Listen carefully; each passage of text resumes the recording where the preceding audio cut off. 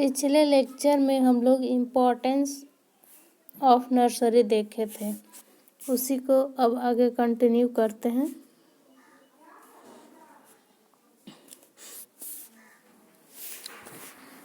तो अब आगे है हम लोग को क्या पढ़ना है, कंपोनेंट ऑफ नर्सरी। तो कंपोनेंट ऑफ नर्सरी में 3 चीज़ें, पहला selection of location and site, उसके बाद सीड एंड सोइंग, उसके बाद after care. Selection of location and site, जब हम लोग किसी भी लोकेशन का या साइट का सिलेक्शन करते हैं तो कौन कौन से पॉइंट का ध्यान रखना चाहिए। तो पहला है the select the site under the protected condition. Nursery के लिए जब हम लोग साइट का सिलेक्शन करते हैं तो साइट का सिलेक्शन या तो ओपन कंडीशन में रखेंगे या प्रोटेक्टेड कंडीशन में। अवॉइड करेंगे the site near and under the influence of building. कोई भी नर्सरी हम लोग किसी भी बिल्डिंग के इन्फ्लुएंस में नहीं लगाना चाहिए। यह shady site are not ideal for nursery raising. Shady site होता है जो कि नर्सरी के लिए आइडियल नहीं होता है। Raise nursery is preferred.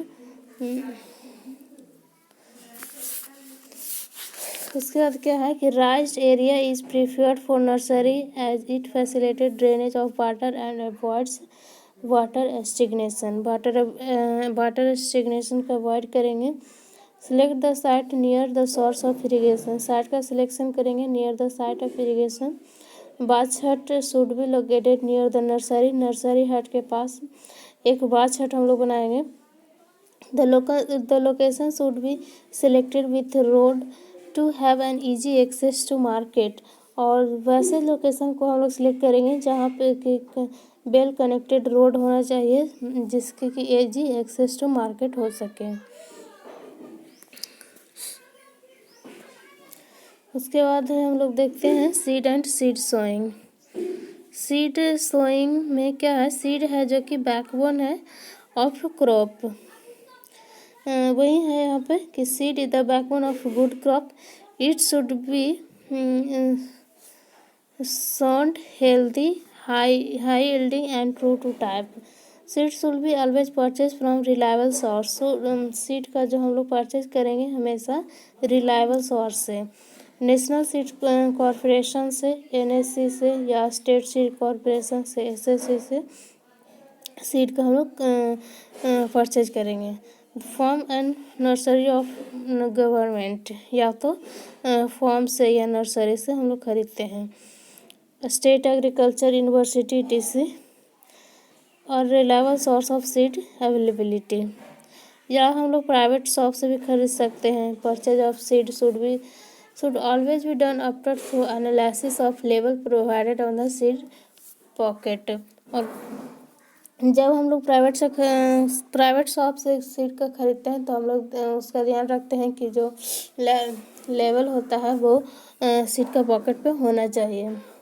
Before sowing seed and soil should be treated against seed and soil borne disease. और हम लोग सीड का सिलेक्शन तो कर रही है लेकिन सोइंग से पहले हम लोग को सीड का और सॉइल का ट्रीटमेंट ज़रूरी होता है ताकि सॉइल बॉर्न डिजीज से बचा जा सके। तो हम लोग अब देखते हैं, पहले देखेंगे सीड का ट्रीटमेंट। तो सीड ट्रीटमेंट पहला है डिसइंफेस्टेशन, और दूसरा है डिसइंफेक्शन, और तीसरा है सीड प्रोटेक्शन। तो पहला हम लोग देखते हैं सीड इन्फेस्टेशन। तो ये क्या है, it is carried out using disinfestant. इसमें हम लोग डिसइंफेस्टेंट का यूज करते हैं जो कि एक केमिकल है और उस केमिकल का नाम है कैल्शियम हाइपोक्लोराइट। तो सीड का ट्रीटमेंट करेंगे कैल्शियम हाइपोक्लोराइट से 10 ग्राम लेंगे और उसको 140 ml ऑफ वाटर में सैक्ट करेंगे 30 मिनट्स के लिए, और उसको अलाउ करेंगे। उसमें सीड हम लोग पुट करेंगे उसके बाद क्या है, the filtrate containing 2% of hypochlorite is use for seed disinfectant. 2% hypochlorite use करेंगे सीड इन्फेक्टेंट्स का। और the time of the contact of seed and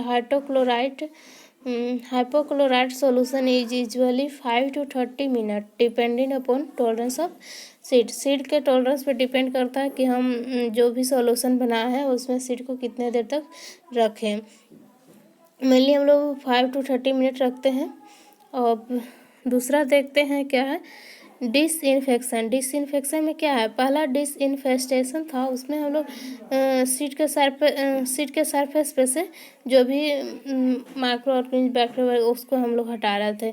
और डिसइंफेक्शन में क्या है कि इसमें विदिन द सीड के जो अंदर ऑर्गेनिज्म वगैरह है उसको एलिमिनेट करेंगे। तो वही है disinfection, eliminate organism within the seed itself. Treatment of this kind is including hot water, formaldehyde and aerated steam. और इसमें हम लोग तीन चीज़ से ट्रीटमेंट कर सकते हैं, या तो हॉट वाटर लेंगे, या फॉर्मल्डिहाइड लेंगे, या तो एरिएटेड स्टीम लेंगे। Hot water treatment and aerated steam treated और ऑल्सो टर्म एज थर्मोथेरेपी। हम लोग हॉट वाटर ट्रीटमेंट कर रहे हैं या तो एरिएटेड स्टीम ट्रीटमेंट कर रहे हैं, तो इसको हम लोग थर्मोथेरेपी भी बोल सकते हैं। For hot water treatment, dry seed and immerse in hot water at 49 degree celsius to 57 degree celsius temperature for 15 to 13 minutes के लिए। After treating the seed are cooled and spread out in a thin layer to dry. और उसके बाद जो हम लोग seed लिए हैं उसको हम लोग थिन लेयर में स्प्रेड कर देंगे ड्राई होने के लिए।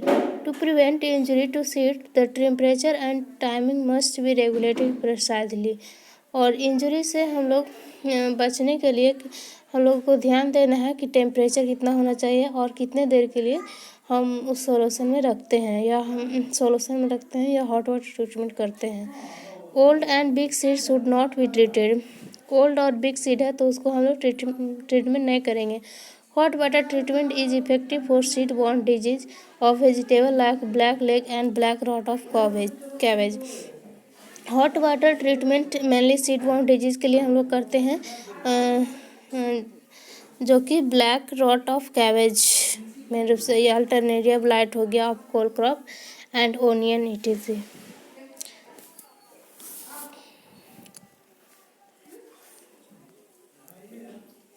अब हम लोग देखते हैं सॉइल ट्रीटमेंट।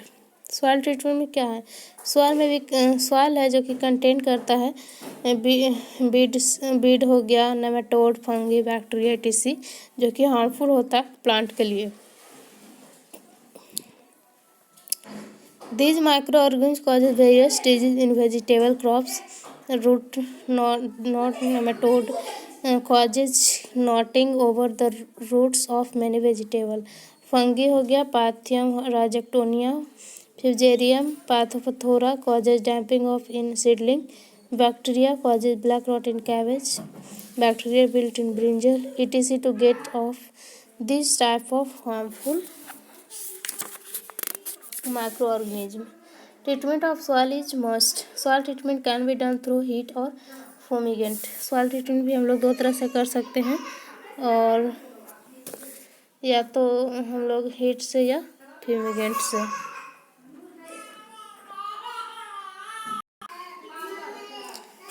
तो हम देखते हैं अब हीट ट्रीटमेंट। हीट ट्रीटमेंट क्या होता है, treating the soil with high temperature in order to kill all possible harmful microorganisms such as fungi, bacteria, nematode, insect and weed etc। तो हीट ट्रीटमेंट में वही हीट प्रोवाइड करेंगे जिसके कारण कि जितना भी हार्मफुल माइक्रोऑर्गेनिज्म रहेगा, फंगी, बैक्टीरिया, नेमेटोड और इंसेक्ट और बीड वगैरह, वो सब किल का हो जाए। जिसको कि हम लोग सॉइल स्टेरिलाइजेशन भी बोलते हैं।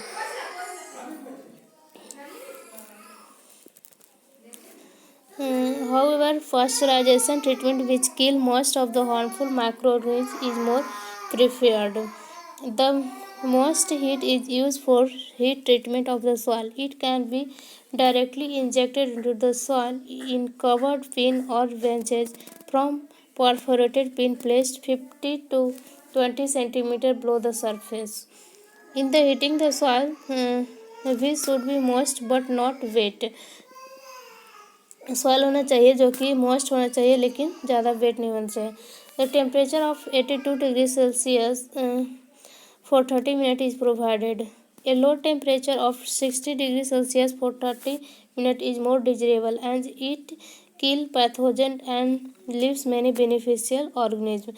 और 60 डिग्री सेल्सियस टेम्परेचर 30 मिनट के लिए मोर डिजरेबल होता है जो कि पैथोजन जो कि हार्मफुल होता है उसको किल करता है, बेनिफिशियल ऑर्गेनिज्म को छोड़ देता है.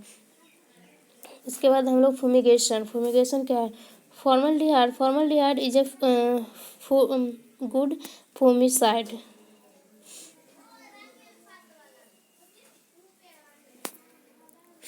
Used for fumigating the soil. It is effective in killing microorganisms and weed seed. The mixture of 1 gallon, 3.8 liter of the commercial formaldehyde, 37% strength with 50 gallon or 100 liter of water is applied at the rate of 21 to 42 liter per square meter. The treated soil should be covered immediately with a polythene sheet or any other similar material for 24 hours के लिए. Covering prevent emancipation of fumigants and it penetrate in soil fully.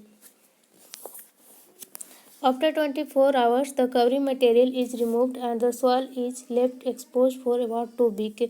जो हम लोग cover किए थे polythene से उसको 24 hours में हम लोग रिमूव कर देते हैं और फुल्ली एक्सपोज होने देते हैं 2 वीक के लिए.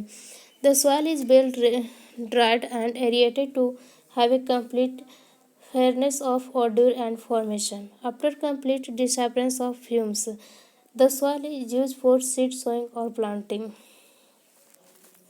अब हम लोग देखते हैं preparation of nursery bed. Nursery bed किस तरह से प्रिपरेशन करते हैं तो 3 तरह का होता है. पहला होता है फ्लैट नर्सरी बेड, दूसरा rise nursery bed and third है जो कि सनकिन नर्सरी बेड है. तो फ्लैट नर्सरी बेड होता है जो कि प्रिपेयर करते हैं ड्यूरिंग स्प्रिंग या तो समर में, जब कोई भी फेयर हम लोग को रेन का नहीं रहता है उस टाइम. और यह बहुत ही ईजी है. इजीली हम लोग फ्लैट नर्सरी बेड का प्रिपरेशन कर सकते हैं.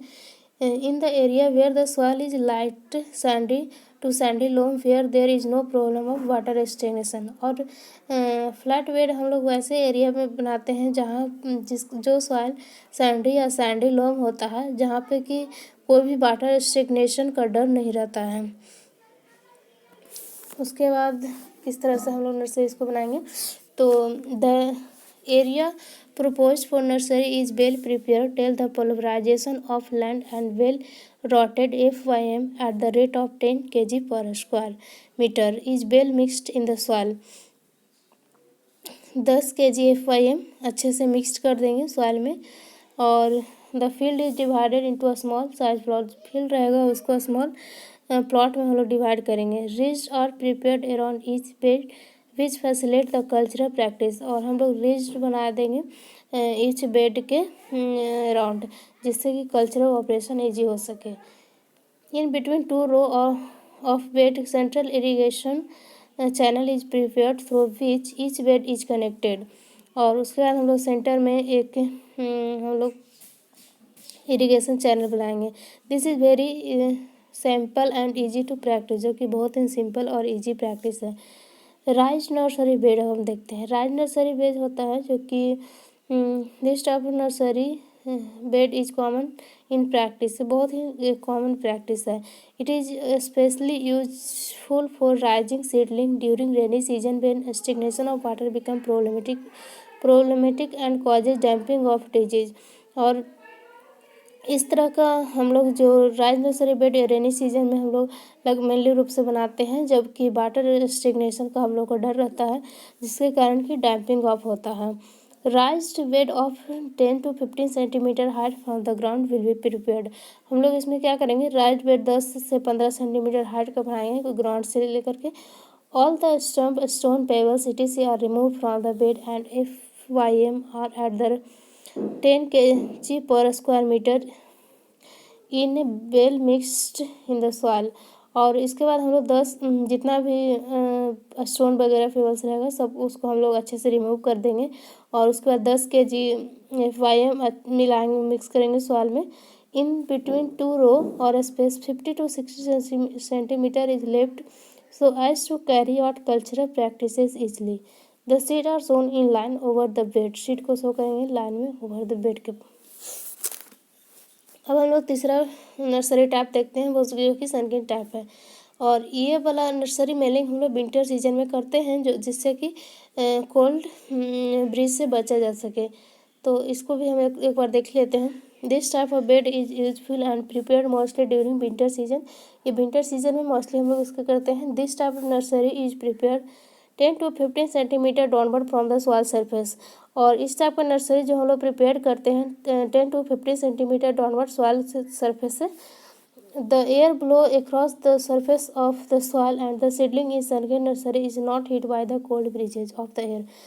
क्योंकि ये सनकिन टाइप में होता है, तो जो हम लोग को कोल्ड ब्रीज एयर जो ठंडा हवा आती है वो हम लोग का पेड़ के ऊपर से ब्लो हो जाता है।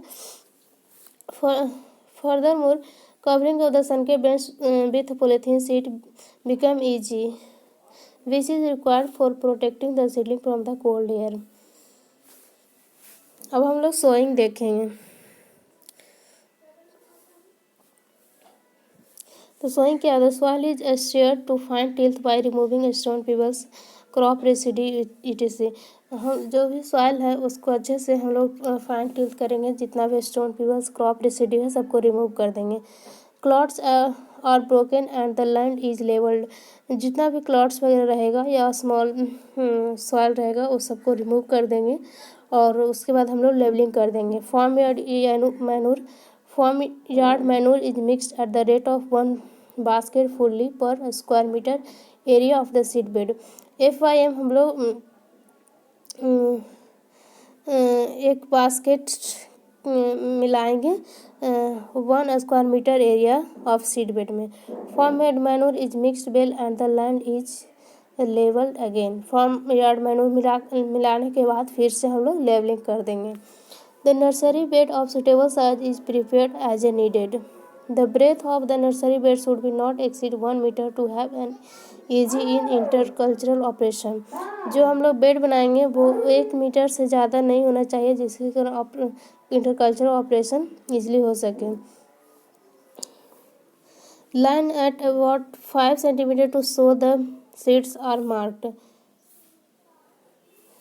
इन seed are covered with very fine layer of seeds from your manure. Irrigation is provided using watering can. Irrigation हम लोग वाटरिंग कैन से देंगे, कभी भी फ्लडिंग नहीं करेंगे जब हम लोग छोटा छोटा सीड लेते हैं तो।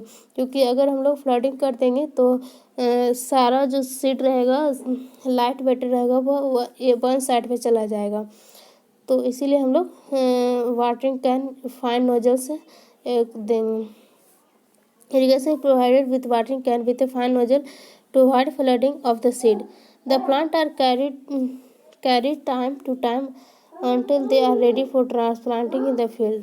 During summer, the plants are ready to harvest with about 4 weeks, and during winter, about 6 to 8 weeks of sowing. अब हम लोग देखते हैं सोइंग सीडिंग लाइन। हम लोग सीड का हमेशा सोइंग नर्सरी में मतलब लाइन में ही करते हैं जो अच्छा रहता है। ब्रॉडकास्टिंग कभी भी बेटर नहीं होता है। तो वही है कि ब्रॉडकास्टिंग हम लोग कर सकते हैं जब बड़ा बड़ा सीड हो, लेकिन स्मॉल सीड में अच्छा रहता है कि हम लोग लाइन सोइंग ही करें। In seed bed seed sowing we sow in line. Line sowing is always preferred over broadcasting. Broadcasting से अच्छा है कि हम लोग लाइन सोइंग करें।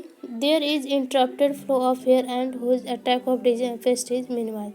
और इससे क्या होता है कि जो भी एयर का फ्लो रहता है वो अच्छे से हो सकता है, जिसके कारण कि डिजीज और पेस्ट का अट्रैक्ट है जो कि मिनिमाइज किया जा सके। होइंग एंड बीडिंग ईजी हो सकता है। No invasion of damping off disease take place, damping off disease नहीं होगा। और uprooting of seedling become easy, जो कि हम लोग अपरूटिंग करते हैं सीड का, वो भी ईजिली हो सकता है। आफ्टर केयर अब हम लोग देख लेते हैं थोड़ा सा। तो इसमें क्या है कि to have better germination uniform moisture level should be maintain in the seed bed.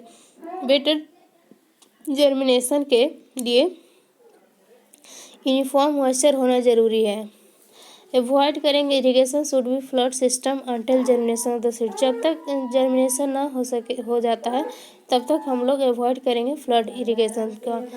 Water stagnation in the bed should be avoided.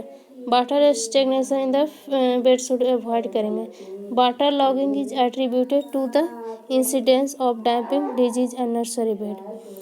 Remove करेंगे weed from the bed and they harbour pest and disease.